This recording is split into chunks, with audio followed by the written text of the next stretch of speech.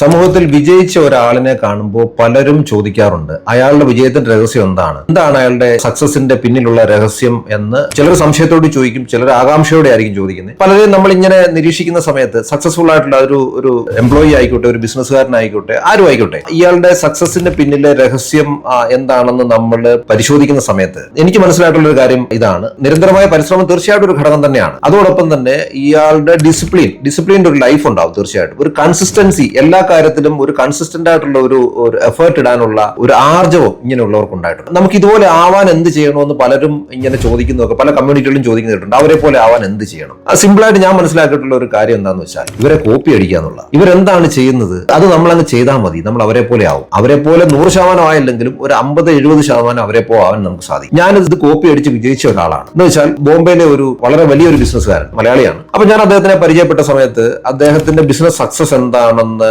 അടുത്ത് നിന്ന് എനിക്ക് മനസ്സിലാക്കാൻ കുറച്ച് ദിവസങ്ങൾ കിട്ടി. ആ ദിവസം കൊണ്ട് അദ്ദേഹത്തിന്റെ ഒരു ഡിസിപ്ലിൻ, രാവിലെ 3 മണിക്ക് എഴുന്നേക്കുന്ന അദ്ദേഹം രാത്രി 9 മണി വരെ ചെയ്യുന്ന കാര്യങ്ങൾ എന്താണെന്ന് ഒരാഴ്ച കൊണ്ട് എനിക്ക് വളരെ കൃത്യമായി മനസ്സിലാക്കാൻ പഠിക്കാൻ പറ്റി. അദ്ദേഹത്തിനോട് 2-3-4 ദിവസം ഉണ്ടായിരുന്നുകൊണ്ടാണ് ചെയ്യാൻ പറ്റിയത് കേട്ടോ. അതിൽ നിന്ന് കുറച്ച് കാര്യങ്ങൾ ഞാൻ എന്റെ ലൈഫിൽ നടപ്പാക്കിയപ്പോൾ എനിക്കുണ്ടായ ആ ഒരു മാറ്റം എന്ന് പറഞ്ഞാൽ പറഞ്ഞറിയിക്കാൻ പറ്റാത്തതായിരുന്നു. ലോകം ഉണരുന്നതിന് മുമ്പ് തന്നെ അദ്ദേഹം എഴുന്നേക്കും. 3 മണിക്ക് എഴുന്നേക്കുന്ന അദ്ദേഹം ഈ പറയുന്ന 6 മണി വരെ പ്രഭാത കൃത്യങ്ങളും മെഡിറ്റേഷനും ധ്യാനവും പ്രാർത്ഥനയും മറ്റ് ഡേ ടു ഡേ കാര്യങ്ങൾ ചെയ്യാനുള്ള ടു ഡു ലിസ്റ്റ് തയ്യാറാക്കലും അങ്ങനെയൊക്കെയാണ്. 6 മണി 6:30 വരെ അദ്ദേഹത്തിന്റെ വർക്ക് അതായിരുന്നു. അതിനുശേഷം പിന്നീട് ഓഫീസും ബാക്കി കാര്യങ്ങളിലേക്കൊക്കെ അങ്ങ് പോയി 9 മണി എന്നൊരു സമയം ഉണ്ടെങ്കിൽ രാത്രി ഉറങ്ങുന്ന തലത്തിലേക്ക് എത്തുമായിരുന്നു. അപ്പൊ ഈ ഡിസിപ്ലിൻഡ് ആയിട്ടുള്ള ലൈഫിൽ അദ്ദേഹം അറിയപ്പെടുന്ന ഒരു ബിസിനസ്സുകാരനായി ബോംബെയിൽ മാറി.